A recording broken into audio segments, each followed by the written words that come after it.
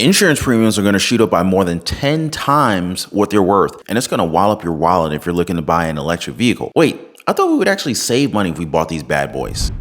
Is car insurance more expensive for a new electric car? Okay, so there are a lot of different coverage options when it comes to car insurance. If it's a new car, people will usually buy collision and comprehensive insurance on that vehicle. So to answer Kathy's question, we are looking at whether collision and comprehensive insurance is more expensive for a new electric car. Let's verify. To get answers, we went to the North Carolina Department of Insurance and USAA. Barry Smith with the Department of Insurance confirmed that liability insurance for EVs and gas-powered cars will likely cost about the same, but there could be a difference if you add more coverage. In an email, he told us, quote, premiums for collision and comprehensive portions of their insurance could be higher. And according to USAA, if you have two cars that are identical in every way except one is electric and the other is gas powered, it would likely cost more to carry comprehensive or collision insurance on the electric vehicle. USAA says it all comes down to the cost of claims for electric or hybrid vehicles. EVs have parts that are more expensive to repair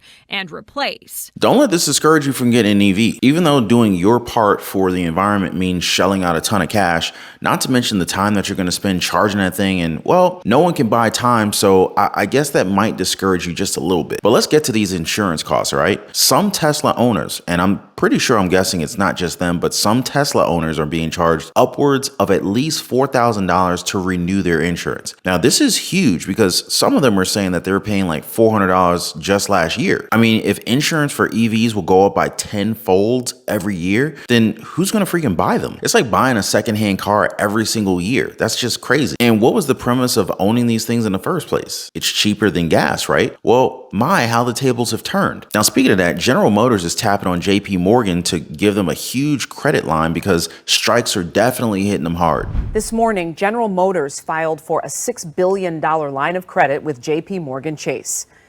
7 Action News reporter Whitney Burney has reaction from the picket line as workers still hold out hope that a deal will be struck soon. We're officially in week 3 of the UAW strike, but it's just week 2 for the workers here outside of this GM plant in Pontiac. You can see a number of them standing there with signs in hand. They say they're prepared to be out here for as long as it takes to get a fair contract.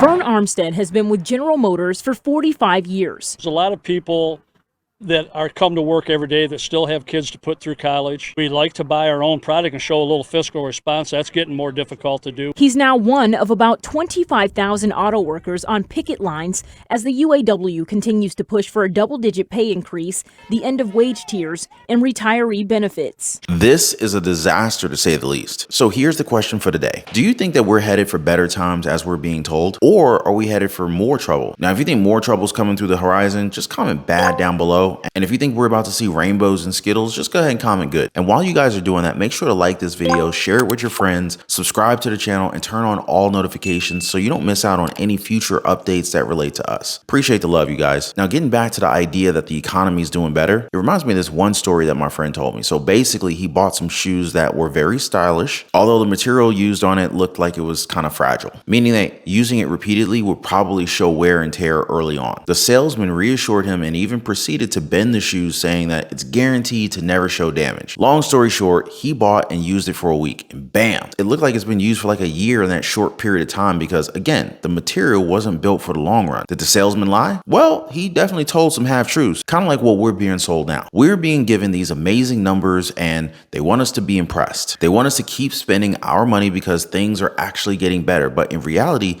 things are only going to get worse. Do any of you see this analogy being perfect for our economic weather? Which brings me to something that's being talked about right now more and more, and that's stagflation. But if you think that a recession is coming and rates are still going to be higher and potentially much higher, you think a recession is coming but inflation is not going to be beaten down so the Fed won't be able to lower rates.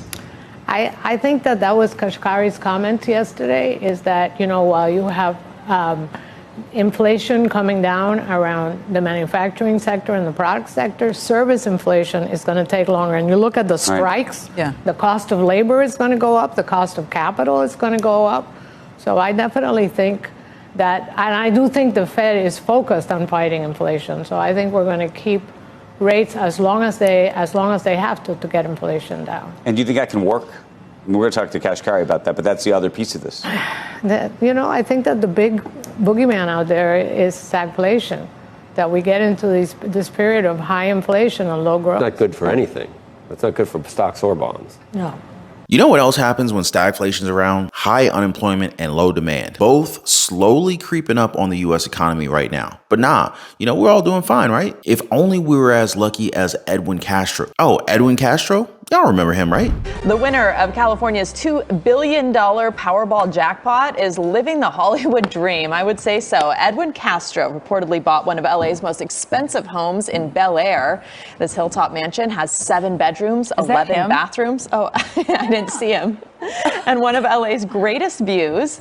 According to the listing brokerage, it sold for more than $45 million. That's what I would do too. Now, this guy's already been sued once, but the worst part is that we all know his name. There's absolutely no anonymity here, but I really do hope that he knows what he's doing with his money. Although, sure, it'd be hard to go through $2 billion in a lifetime, but worse things have happened, It is the biggest Powerball jackpot in history, and now there could be a dispute over who bought the winning ticket here at Joe's gas station in Altadena. The name of the person who is the only player to match all 6 numbers of the historic Powerball drawing last November is Edwin Castro.